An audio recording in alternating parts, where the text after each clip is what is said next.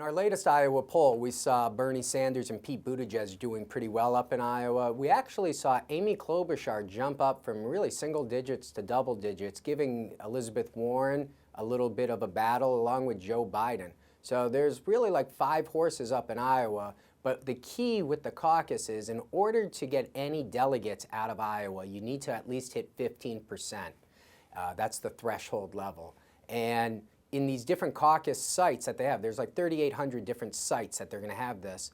And each site, you have to get 15%. And then collectively, it's 15%. So it's going to take a little while to figure out how candidates do. But what's really interesting in the caucus system is that voters shift from supporting one candidate to another if they don't hit 15%. So if we're looking at an Andrew Yang, we're looking at a Tulsi Gabbard, some of these Tom Steyer who's getting 5–6%, where do those voters go in a caucus? And that's what we'll be looking for.